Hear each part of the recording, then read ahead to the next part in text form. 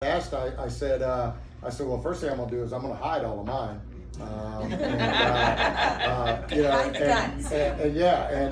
And especially my wife's little pink 380 because I don't want nobody to think that's mine. But I would tell everybody the feds are never going to take your guns as long as I'm your sheriff. And the great news for us is that the feds don't have the resources that would be needed to do something of that level. And we'll fast forward now to some of the things we're dealing with mandates on masks and vaccines and everything else that we'll talk about. But I would leave those events and I would often think to myself, that's never going to happen. Why are people so worried about that? That's never going to happen. Well, now fast forward to 2021 and I'm not so sure. I'm not so sure that we won't be called to task in standing up for our citizens' rights. We're already doing it. We're already seeing it happen in our country today. So, what was going on in 2011 was focused a lot on Second Amendment. Fast forward now, here we are in 2021, and we're not only focused on the attacks on our Second Amendment, we're focused on the attacks on our religious freedoms. We're focused on the attacks of letting us make decisions for us. We're focused on attacks on letting us as parents make decisions about what's best for our children and their education and all of these other things that go along with it. So the only thing that's changed is the crisis that we face has changed a little bit. It's evolved. But where I stand and where I think each of you in this room stand, and where quite frankly every American should stand regardless of if they have a D beside their name, an R beside their name, or an MPA beside their name, is that we're not going to allow the Constitution to be eroded. And I think that's the biggest focus we all ought to have right now.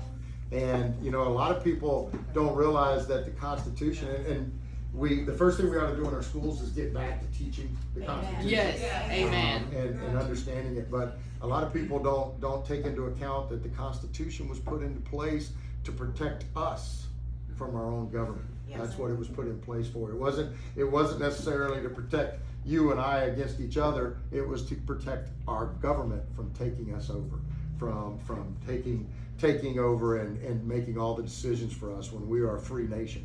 We're a nation that's allowed to make our own decisions. And what we see happening right now with mask mandates, let me go ahead and just put this out. I'm never going to support a mask mandate. Never. It's just not going to happen. And the vaccines, the mandate on the vaccines, by listening to what the president was saying, any organization over 100 employees should mandate vaccines on their people. I have 1,700. I'm not going to do it. I'm just not. Yes. And so I believe that that's your choice. You want to decide, and to each person, make your own decision based upon your environment, based upon you as a person, what you need. Just out of curiosity, and if you don't want to say, that's fine. HIPAA certainly stands strong. But how many of you have had the vaccine? Just out of curiosity. So I have. I have an 84-year-old mother-in-law that has diabetes that comes to my house each and every day. I see 1,000 people a week. So I made my decision based upon what was right for me and my family. I want everybody to have that ability to make their decision on it. Mask mandates, vaccine mandates, we're never going to allow that. And I'd like to believe in my heart that the 2,000 plus sheriffs in this country would all stand on that same piece of the Constitution and say it. On the 28th of this month, I'm going to be standing at the south gate of the Space Center with all of our Space Center employees that are refusing to get the mandate. I'm going to be standing out there with them, holding flags and telling people, you're not going to mandate it here. I'm proud of our governor, who has taken a very strong stance on that as well. When we talk about constitutional sheriffs and what it means, it's very simple. It means standing up for your citizens and standing up for the Constitution. So have your deputies been through constitutional officer training like what Sheriff Mack? Some of them have. That's one that if they want to go to it, they either go, because Sheriff Mack offers a lot of free classes. We leave it up to them if they want to go. I've known Sheriff Mack since 2011. I was endorsed by Sheriff Mack when I first started running. I've had dinner with him. I just talked to him a few weeks ago. Sheriff Mack did a great job at really bringing to the forefront the irony or the understanding of what a constitutional sheriff is from it. So he's a great guy. Actually, I think he still owes me a lunch. I'm not positive. Sheriff Mack's been a great guy. And, you know, right now, when you know somebody says they're a constitutional sheriff, people have a recognition of what it is. Back when he first started, and does anybody know how Sheriff Mack really came to light? What really brought him? He fought the Brady Bill. When he was in office, the Brady Bill was put in, and it basically said you had to register everybody's guns. And he fought it, took it all the way to the Supreme Court, and won. Was successful in it, and that really was the launching pad for Richard Mack and all of those things that come about it. So Richard Mack has the Constitutional Sheriffs and Police Officers Association. I actually helped start a new organization that's out there, and it's not in competition with Sheriff Mack because the values are exact. Just a little bit different approach. We started, myself and Sheriff Mark Lamb, who's the sheriff out in Pinal County, Arizona, started what's called Protect America Now, PAN. You can go to protectamericanow.com and see what we're doing. It's current sheriffs, it's active sheriffs. There's about 75 of us now that have all joined together, and we're taking some of these elected leaders to task. One of the things that when you see organizations like the Florida Sheriff Association, the Major County Sheriff Association, the National Sheriff Association, they're all not-for-profits, and they can't endorse, they can't go head-to-head in battle, they can't write checks, nothing. So when we set Protect America Now up, we set it up as a PAC that allows us to engage in political activity, and we're engaged. Trust me, I just got back from Washington a few weeks ago, where I went up and spoke at the Angel Family Candlelight Vigil, and then met with congressional members from it. What's really frightening is how many congressional members that don't believe or aren't aligned with the values that we have won't even meet with us. They won't even open their doors and sit down and have a face-to-face conversation with somebody that opposes their ideology. Anybody we know? Like Rubio? Actually, Rubio is strong with us. Rubio's on board with us. Good to know. Senator Scott obviously is very strong with us, and Bill Posey, our representative here. The great thing about Bill Posey, anytime I go to Washington, if I'm meeting with somebody, one of the senators or some, they say be at my office at such and such. Bill Posey meets you outside. He meets you out and walks you in. Through everything, just his way of doing things. But so I think what we have to do is one of the things that we want to talk about is how do we make this community better, and it's through engagement, and it's through electing people to office that have the same constitutional values that we have. Excuse me, just hey, Hannah, can you talk to Susan for just a second? Yeah. My wife's calling me, so answer that, or there won't be nobody can help me. That was a good move. So yeah, so I'm married to a redhead. I'm scared. So look at that head spin around in the back. I tell everybody I'm married to an Italian Irish redhead girl. I live every day in fear. But I think we've got to make sure we're electing people in every office to make sure they have the values we have. And when I say we, the first we is our nation, what our nation was founded upon, and then closer to home, we as Brevard County. And here's where you have to be real careful. What happens is a lot of these elections, and I'll use right now in the city of Cape Canaveral, there's election going on. There's election going on for mayor. There's election going on for 2 of the council seats. And what happens is those don't draw our attention. If the sheriff's running or the president's running or the governor's running, those draw our attention. But these little municipal elections, or somebody gets elected to the St. Johns County River Water Management, or they get elected to school board, what happens is A, they have an impact there. And then B, they use it as a launching pad to run for the next office. And so what we got to do is get to them before they get in. Get in, do your vetting, look at your candidates, see who's got the strongest aligned values. And please, and I think all of us in this room are old and wise enough to know, when you look at those values, just because they have an R by their name, or a D by their name doesn't mean they're aligned with those values. Do your homework. Yes. If we use the term rhino for what it stands for, we see some rhinos that get elected to office and then they turn.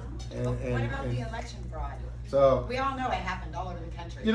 when you look at what happened across the country, I would hope that there's been two things. One, some investigation going on into it, but more importantly, since that's behind us, more importantly, some validation to keep it from happening again. I work very closely with our elected supervisor here, Lori Scott.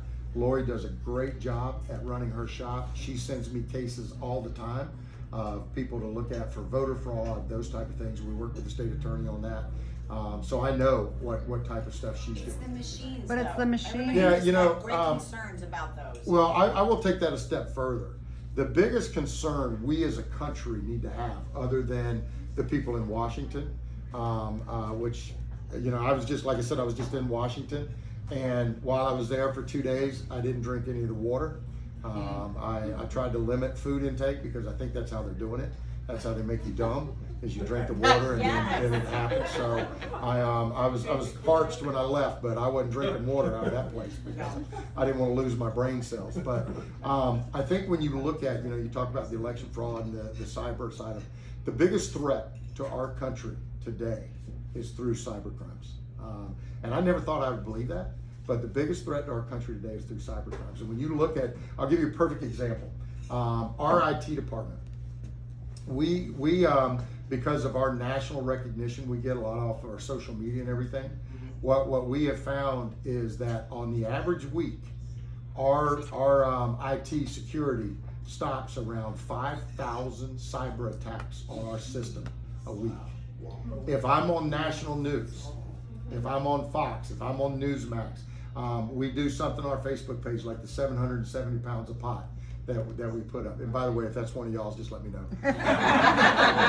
But when we do that, our cyber attacks at times increase to 20,000 a day.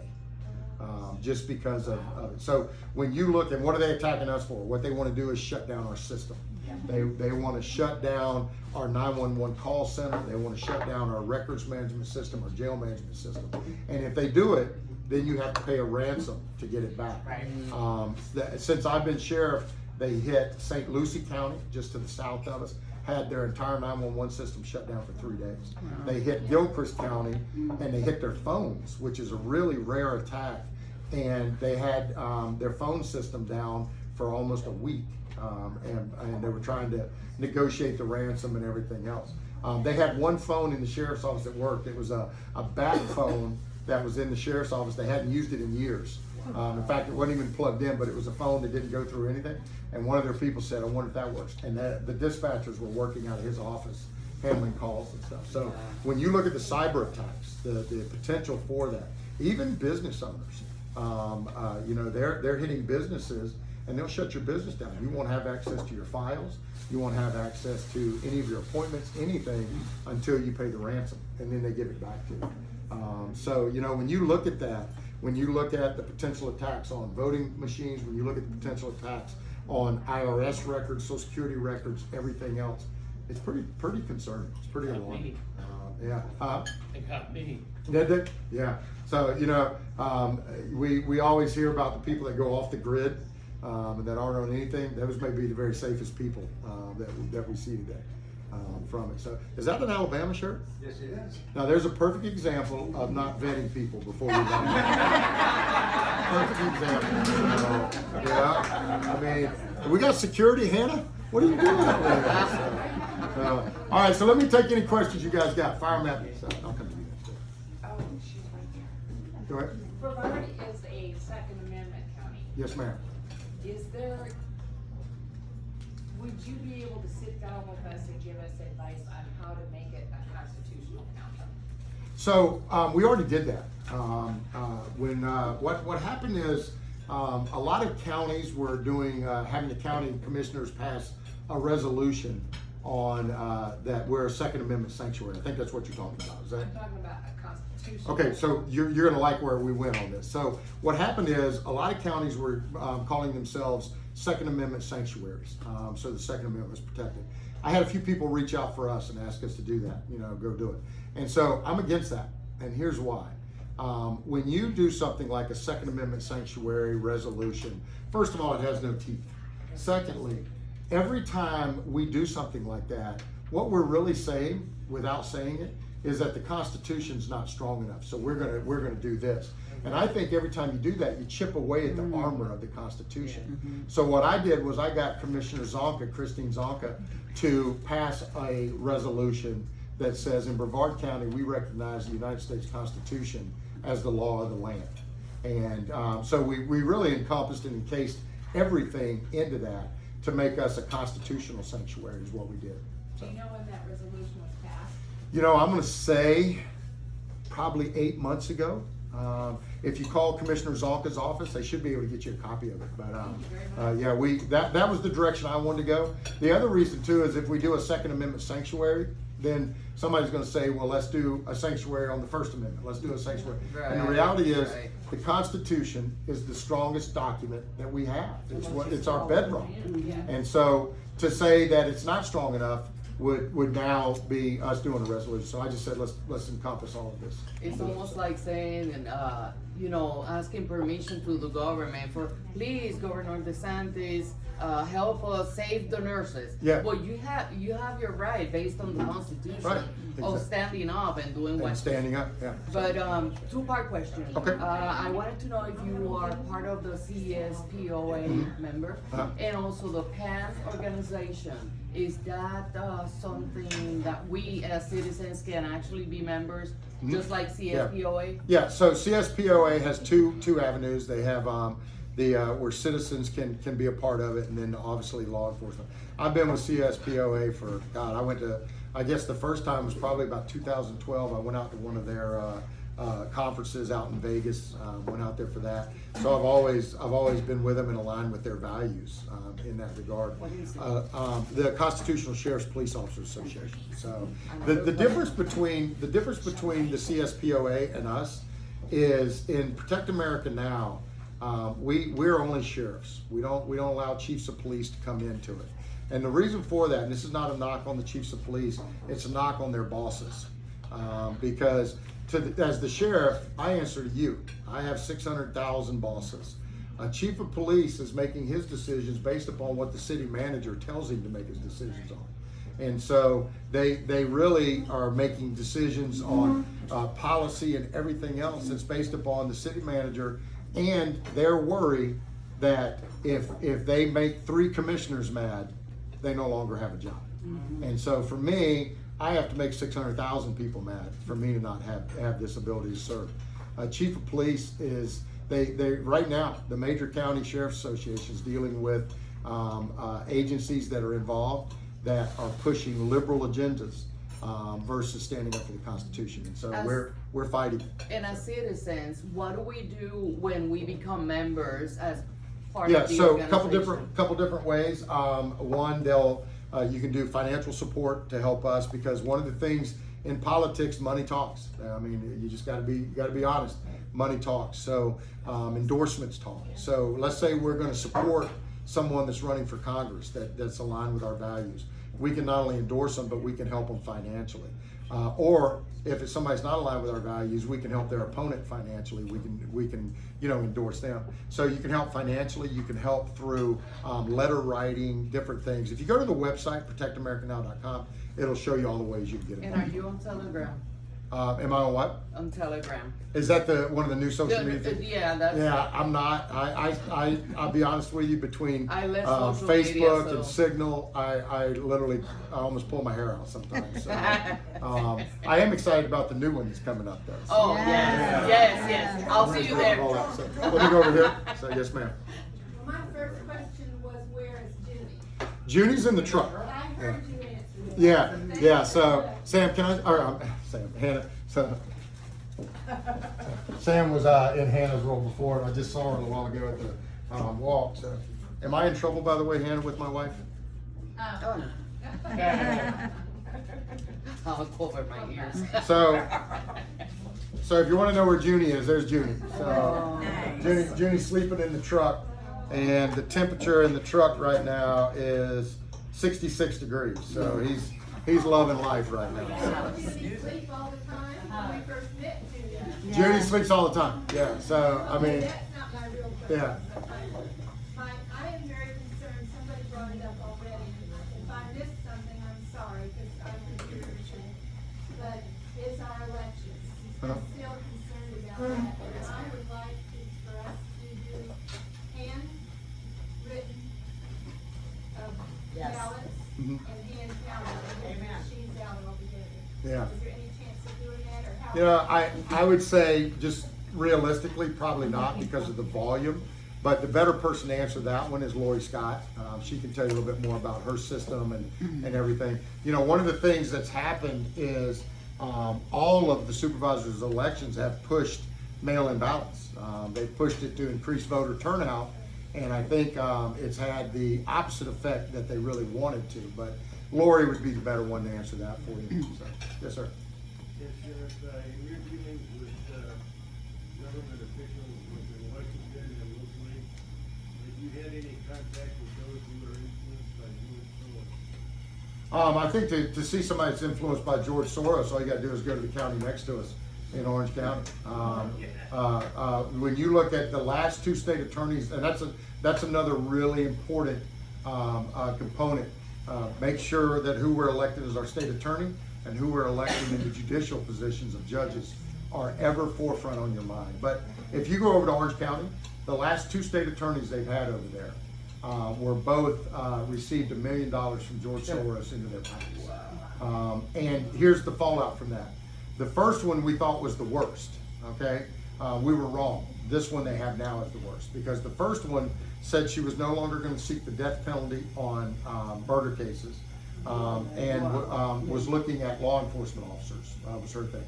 She no longer ran. In fact, I think she's going to run for Val Deming's seat over there. But the one that's in there now actually ran on the fact that she was going after police officers. And to give you an example of her keeping her word, sadly, you guys remember when Osceola County had a school resource deputy that front tripped a girl onto the ground and handcuffed her and everything? 20 minutes after that broke on the news, the sheriff of Osceola County got a phone call from the state attorney saying, please tell me that you have him in handcuffs and he's on his way to jail, talking about the school resource deputy. And so the sheriff's brand new over there. I mean, he'd literally been in for weeks at that time. He called me and said, man, what do I do? The state attorney's telling me to put him in handcuffs. I said, you tell the state attorney to kiss your ass. Yeah, and he said, well, you know, can I do that? And I said, brother, you're the sheriff. The state attorney doesn't tell me what to do. They can decide to prosecute or not prosecute, but I decided that person's going. So in the end, everything turned out that he was completely justified in his actions. But that's the kind of person. That day, I did a memo to my team, and I no longer allow my deputies to work off duty in Osceola or Orange County. Don't let them do it. I won't let them go over there at all. This So. is a classic example of the kind of overreach that we're seeing in almost every facet of government, and there doesn't seem to be any kind of momentum growing to push back at that. Right. Yeah. You know, the sad part is you can't really blame Soros, all right? Because that's what Soros believes, and he's doing what any of us would do to get somebody elected that we want to get elected. The person you have to blame is the person that gets elected, takes an oath of office, and then cares more about getting reelected and having somebody support again than they do about keeping their oath of office. I don't think those people are legitimately So, elected. well, and that's the problem with it is, you know, I can tell you right now, there were people that supported me when I ran. I've arrested their son. I've arrested their daughter. I fired one of their family members or something like that. And you have to remember, when you go into this business, you're going to lose supporters at times. You'll gain supporters and you'll lose supporters. In fact, I call it my political bank account. There are withdrawals that are taken. There's deposits that are made. And so the sad part is these people that are in office forget they took an oath. And that's what hurts. So. Yeah, Wayne, first of all, thanks for everything you do. Oh, my pleasure. You know, we are lucky to have you. Well, thank you, Mary. I've got a great team that surrounds me. They do all this stuff. I know you do, and that makes a They're big awesome. difference too. I'm concerned about our border. And I know that you've sent, done some things down there. What do you see? I mean, do you see an influx of anything coming in around here? So right now, from what the intel we're getting, the influx is going to the metropolitan areas. So Orlando, Miami, Jacksonville, those places.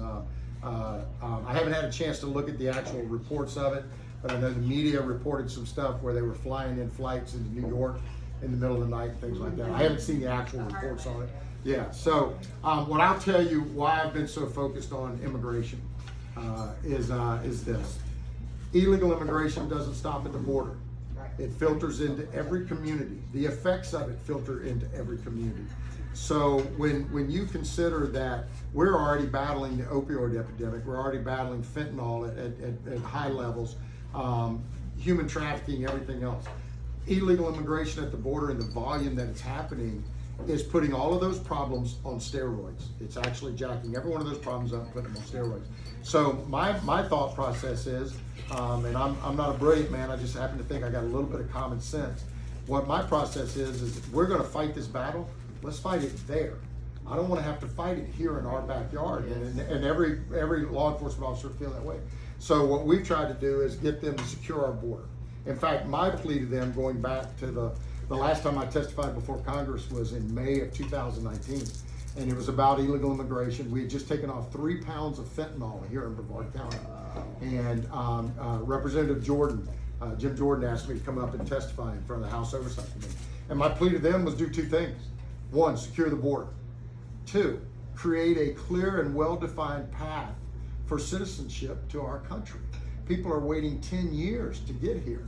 People that we want here, legitimate people that could be an asset to our country, are struggling to get here. And so what I want to see is our Congress members create a clear and well-defined path, an expedited path, that those people can come here. So if we secure the border, we make sure we're vetting and bringing the right people here, we fix the problem from it. But if we don't, we're going to continue to see this. And it's not just drugs, it's human trafficking, it's gun running, it's coming in and just destroying our resources.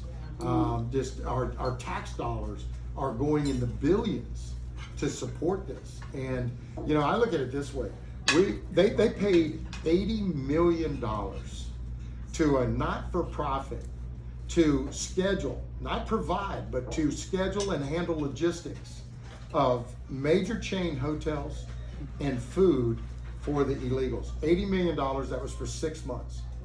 Can you imagine what $80 million would do to take homeless veterans off our streets? Think about it. Are sheriffs still involved? I mean, with I know you, like I said, you went out, you had people go out, maybe you went to the border, I don't know. But is there still a coalition that's working with Texas? So Governor DeSantis put together, it works through the State Emergency Operations Center. So what we actually did was we all committed, hey, we're ready to go. And so what ended up working out better because of funding, because of just resources from different agencies, was they sent state resources to Texas. So FHP, FWC, FDLE, those state resources went out to Texas. And then we used our resources here locally to augment and backfill the loss of those resources out there. So it didn't take any of us, take any of our budgets away, any of our funding away. We started backfilling for FHP or FWC in those regards. But that's still ongoing out at the border. I've had several calls from sheriffs in Texas asking me personally to deploy resources out there. And the problem with that is if you self-deploy resources, so let's just say I sent 7 people out to Texas, to deputies out there. There's no reimbursement of funding because I didn't go through the state EOC, and there's no coverage for their actions out there. So if they arrest somebody or physically have to restrain somebody, there's no liability coverage for us on it. So it has to all work through the state EOC, and the governor's done a good job at structuring that to get us there.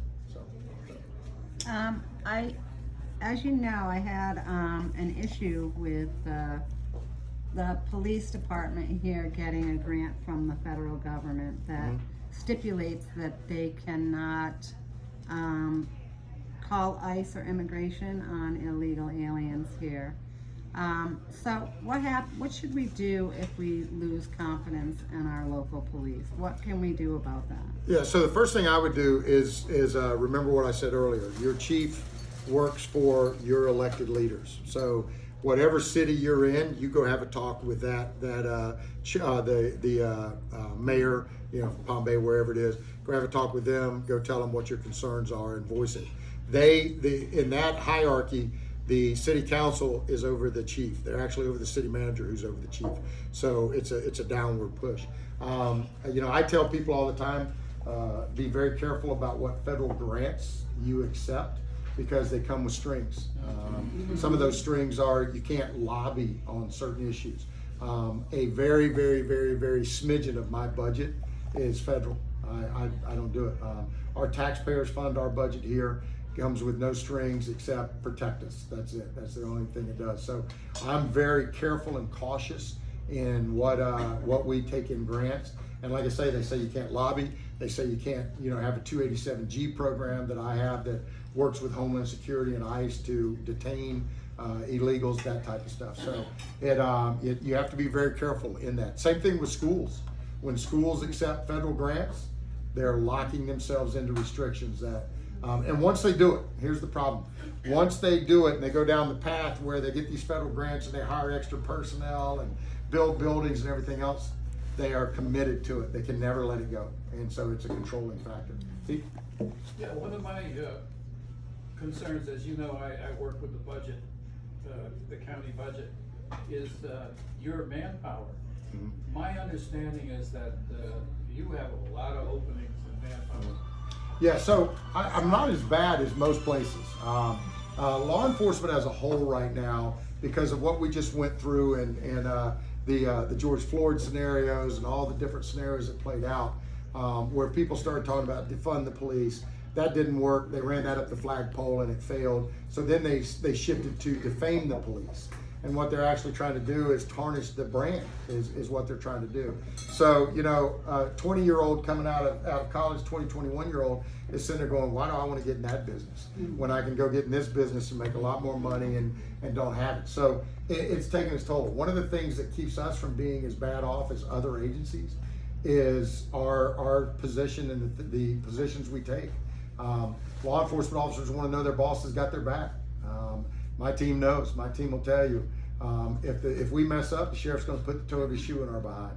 If we do it right, he's going to stand up for us no matter what anybody else says. And so, we've been very blessed. I think the last I heard, I'm 22 positions available. So here's where that gets a little bit dicey.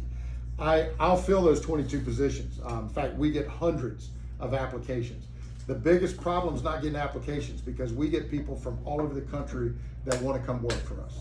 People from Washington, Oregon, Delaware, everywhere that want to come here because of how I stand up for them, because of how you stand up for them, this community. Problem is getting them vetted, getting them approved. If I get 100 applications, I may get 5 of those that I can hire out of it. That's how bad their backgrounds and things of that nature are. So the way you keep bad incidents from happening in law enforcement is you never sacrifice your principles of hiring. If you hire somebody that's mediocre, the very best output you're ever going to get is mediocre. That's on their best day. So I try to hire the best of the best. I set my standards. I refuse to deviate from them. Some agencies are lowering their standards. They're allowing more recent drug use, traffic violations, everything else. I had a guy that applied with us. When we did his background, a great candidate, president of his class, an academy, all this other stuff. We finally get ready. We're ready to make him a conditional. We pull his driving record. 64 citations. Oh. So now, in fairness, 4 of them were boating. So, it was only 60 citations in a car. I can't hire that person. If I put that person behind the wheel of a car and they get in a car wreck, liability just went through the roof, and rightfully so. The sad part is another agency hired that person and put them in, and 6 months later they had a car wreck and they fired them. So that's the challenge right now. The other challenge is retention. So Hannah's an agent for us. Hannah could leave us today. Now Hannah can't, because I've written a lot of reprimands on her. So Yeah. When you get good people, what you do is you put a lot of reprimands in their file, and nobody can hire them. So, but Hannah could leave us today, go to Orange County, and start at $10,000 more a year than what I'm paying. Yeah. So now here's. Yeah. So here's the thing. A lot of people say, yeah, but that $10,000 when you live in Orange County would go like that. Well, here's the thing. She doesn't have to live in Orange County. Orange County lets her drive her patrol car into our county, so she lives here on our taxes, our great cost of living, but makes $10,000 more living over there. So my challenge is being competitive in my salaries, because if not, Hannah comes to work for us. She works here 2 years to fulfill her obligation because we haven't signed a 2-year contract. At the end of 2 years, she packs up and goes to another agency that pays her $10,000 more. Now I got to bring in another Hannah, go through all the year of them going to police academy, now 12 weeks of FTO, paying for all their new equipment, everything else. And so I'm losing money because I'm not paying what those other agencies are paying. So that's our challenge. But in total, I think we have 22 vacancies that don't have a name on them. And what I mean by that is I've got bodies sitting in the police academy that are ready to fill the position. I've already got a name in the slot. I think I have 22 that I don't have names on. And that's when you compare the fact that I have 680 sworn people, that's not bad. I'm not in as bad a shape as, like, one point I know Melbourne had 25 openings. My understanding is there's going to be about 400 SEALs that will not take the vaccination. Trust me, I recruit the military every day. So how do you do that? When I got out of the Marine Corps, I got discharged in LA. Yeah. And now, when you got out of the Marine Corps, we were still on horses, right? well, actually, I was interested in motorcycles. But I don't know what's around here where you can tap into discharge. Yeah. So we work with Patrick very well. We do some stuff at Patrick with them. The best advantage we have, and the thing that helps us, again, you go back to why are we not impacted as badly as some of the other agencies, is for the last 8 years, we have been ranked as one of the top 20 agencies in the country for how we recruit and treat veterans. Military Times Magazine puts out a listing of corporations and law enforcement that recruit and treat veterans as they should be treated. And so we rank in, like I said, for the last 8 years, we've been in the top 20 in the country of how we treat them. We make sure that if they're still reserve or active duty, we work around their schedules.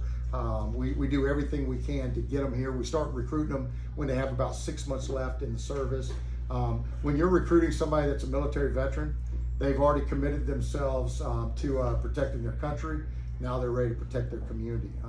In fact, we're so proud of the volume of veterans we have that if you look on the back of a lot of our cars, you'll see a little sticker in the bottom left glass of the rear, and it says, "Proudly served my country, proudly serving my community." That has their insignia if they were in the Marines or the Army or whatever on their car. And we're actually going to a tag on the front. We're having them made right now for them. So a lot of our people are veterans, and we actively recruit them to try and get them in. I'm curious about the incident that happened in the school board protest a few weeks back. Sure.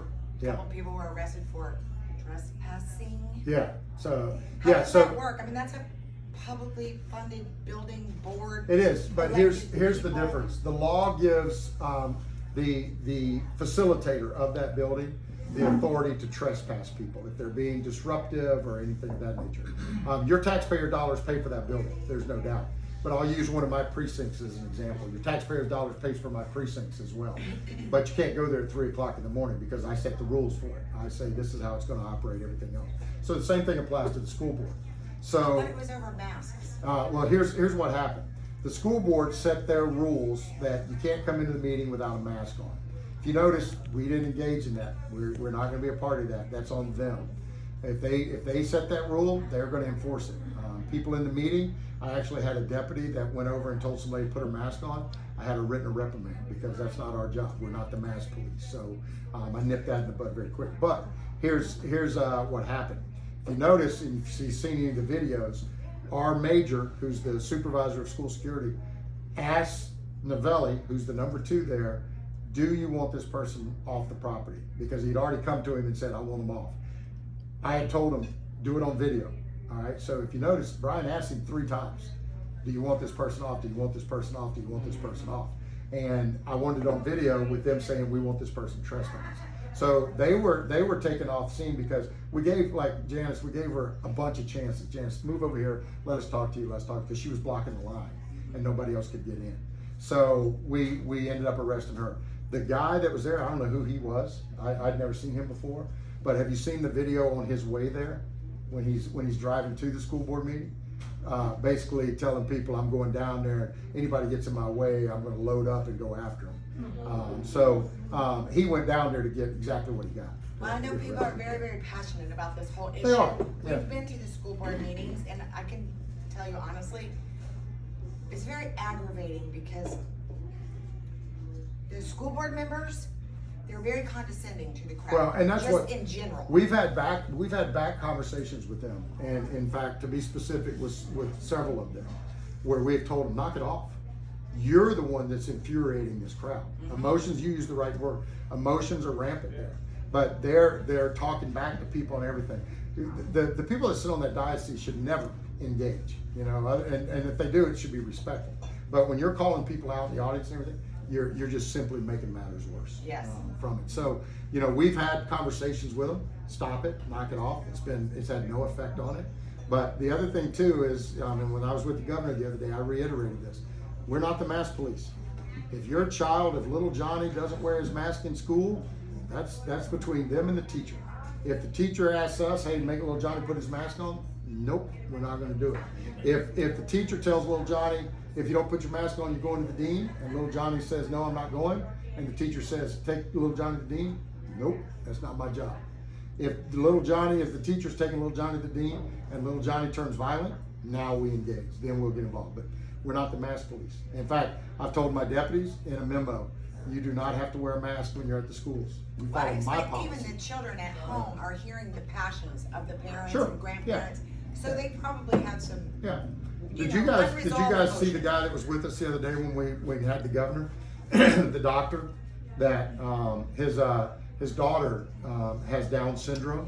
Yes. And Yeah. they've been tying a mask on this child. So, he's a lot better person than I am, because I would have lost it. I don't have that kind of restraint. I just Let me have- go to this gentleman right here. He's Oh, I'm he's sorry.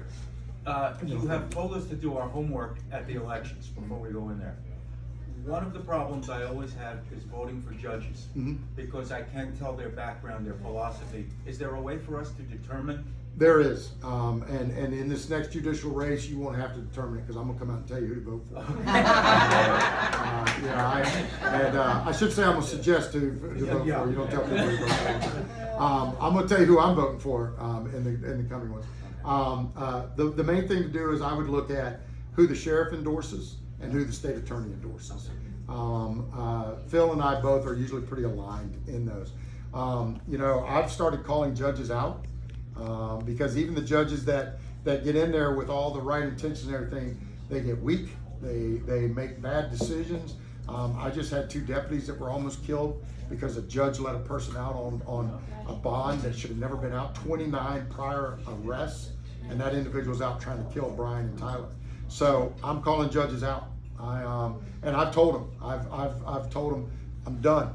I'm through. Not telling who the judge is, everything. From now on, when you do stupid stuff, I'm calling you out. You can be the one in the paper, because I'm over it. And but what I'm going to do this next time is I'm going to announce on my Constitutional Sheriff Wayne Ivey page, which is my political page, my personal page, I'm going to announce who I'm supporting for judges and who should vote for. So, and that's another big one that we need to pay attention to. Yeah, they're the hardest one to vet. And their system is so weird, because you could walk up to the judge and say, what do you feel about this? And they can't tell you.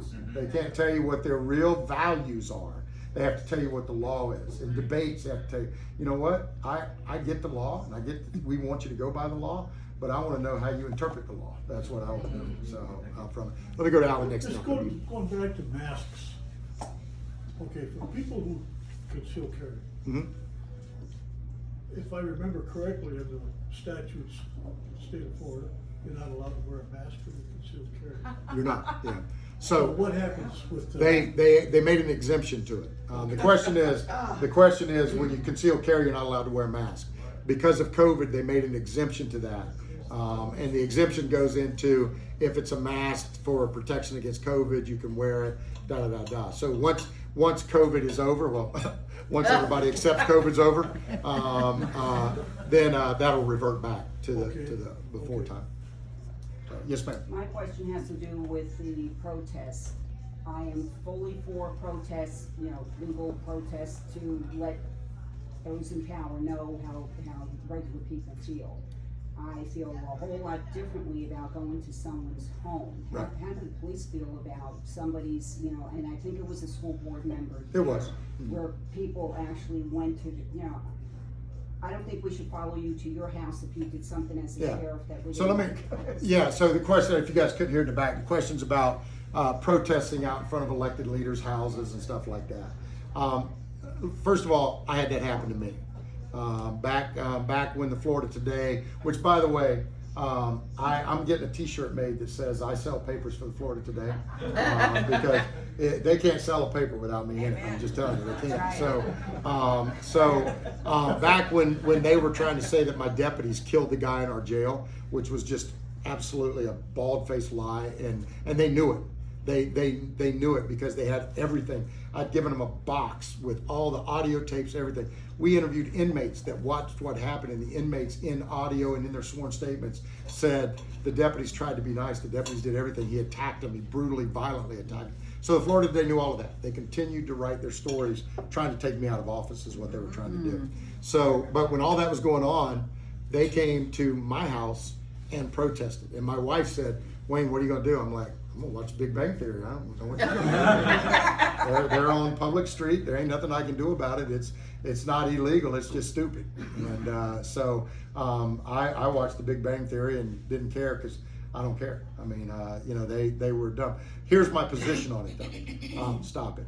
Stop this craziness. We have a tough enough time today getting good people to run for That's office. exactly what my thought is. And when we do that, home. when we do that, what we're doing is telling somebody else that, you don't want to get in that fray. You don't want to be involved in that because it might be your house next. So what we need to do is really start trying to get good people to run again.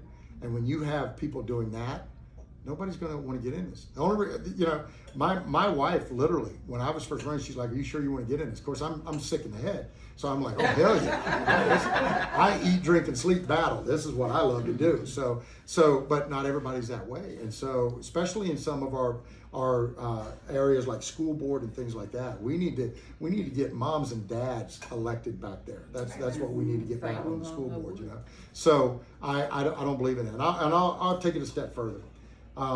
What's causing problems in politics is the far left, the extreme left, and the extreme right. You can paint it any way you want. If you sat down with most people that have a DNR and MPA by their name and asked them what their core values are, what's important to them, most people would be more aligned than you think. They want to be safe. They want good education opportunities for their children. They want good places to live. They want parks to go to. They want opportunities. Most people, regardless of what alphabet they have beside their name, want those same things. It's the far extremes that are causing all the problems. It's the far extremes. And quite frankly, if you could have the best message in the world and be that type of delivery tool, and you turn people off. We need to get back to wearing a shirt and tie and going and knocking on people's doors and telling them how professional we are, how much this country means to us. When I campaigned, I knocked on 7,000 doors. I wore a coat and tie to every single door. I wore a pair of nice dress shoes to every single door. I pay for it today because my feet kill me, but I wanted people to take me as a professional. My message was received because of that. I guarantee if I'd have went to that door wearing a sloppy t-shirt and a pair of shorts, people would not have been receptive to the message. People want to see a professional, especially when they're electing them to an office. So I don't believe in that. I don't. No matter how much I may disagree with that person's position, I don't believe in doing that. I think we ought to get back to, I was born, how many of you ever heard of Green Cove Springs, Florida? Anybody ever heard of Green Cove? That's where I was born and raised at. It's a little town up near Jacksonville. In fact, when you go up 95, when you get to the outlet malls in St. Augustine, that's State Road 16, you get off there and you go to this little town where I was born and raised at. I was brought up in politics. My father was the public works director for the city, had me in politics from the time I was probably 6 years old. And my father taught me the greatest lesson. And I didn't realize it back then, but today in the position I am, he taught me the greatest lesson, and that is you fight until the election's over. And then you go back to work, and you don't let it drive personal relationships apart and everything else. Where I grew up at on election night, now this will tell you how old I am, they had chalkboards. And it wasn't even dry eraser board, it was chalkboard. And the SOE would scratch it out and write in the new ballots as each precinct reported. Across the street, across the railroad tracks, was the fairgrounds from the supervisor of elections. And my father, being the public works director, would have a big load of dirt delivered on election day to this area. After the elections, as they started, getting the final results, the winners would go across the street and they'd take the old campaign signs, because they were only one-sided back then. They'd take the old campaign signs, they'd turn them around, and they'd write epitaphs on them.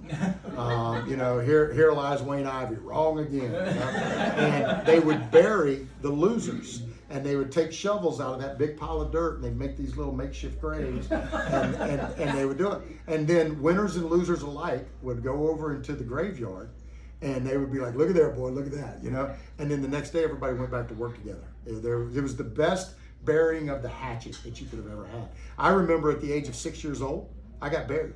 They had my dad. They had a grave for him. My dad's a big guy like me. And then they had a little short grave with a belly on it. And it said, here lies his little fat son. And my dad said, boy, look at there. You made it. You're in politics now. I'm like, I'm dead. But you know what? It was a great lesson for me. And when I ran for office, 2 of the guys that ran against me worked for the sheriff's office. Both of them asked me if they were going to need to find new jobs. And I told them, you both have been here over 20 years in this agency. You've carried this agency. You've been a big part of it. Do your jobs. Make sure you're doing your jobs, and give me a chance to do a good enough job that 4 years from now, you'll stand on a street corner and support me to continue to be your sheriff. Both of them worked for me. One of them retired. He came back the next day as a school resource deputy for us. And the other one, I bawled like a baby when we buried him as he died from cancer. They worked for me throughout their time, and we became great friends. I buried the hatchet. They were 40 years of service. What would it have done me or this community to get rid of them? So I think we have to get back in that mentality a little bit. So, let me take her first. Okay. So question with the schools, I'm working on a document with some data. So I'm sure you're familiar that there was a book recently that was taken out of the public school system. I saw some of that, yeah. So I'm working with Florida Citizens Alliance. I don't know if you've heard of them. No, ma'am. I have a list of over 100 books that are considered pornographic in nature. And so I have a link that I have some volunteers helping me, where we're going through every one of the public schools to see how many and if they have these certain books in there. So what are our options legally if we present this to the school board and they can verify that these are pornographic books, but they label it as, freedom of speech or whatever they want to label it as? What are our legal options to pursue removing these? Because they're not just in the libraries, but some of them are actually class sex. Sure. They're being forced to read these. Yeah. So, you're taking the right approach. First of all, doing all your documentation and getting everything ready, then going to talk to your school board members. If they come to a point where they're not going to take any action, or they say, no, we're not addressing this, I think your next course of action is to sue them, to file a lawsuit for it, and go that direction. But the way the Florida Sunshine Law is, you have to meet with them individually, and you'll be able to get a feel from them right off the bat where they're going to go on that position. But look, the way you're going to hurt some of these places and get them back in line is through the pocketbook. That's how you're going to hurt them. You know, the governor's order, for example, on the mask mandates, it gave a civil penalty of being able to take their salaries and tax dollars from them, but it gave no criminal element to it. If it did, I'd be walking 3 school board members into the jail myself, but it gave no element to do that. So same thing's going to apply in this. It's going to be you know, making sure that you've got all your I's and T's dotted and crossed, and then going in and trying to get them to understand the value, the importance of not teaching our children that stuff.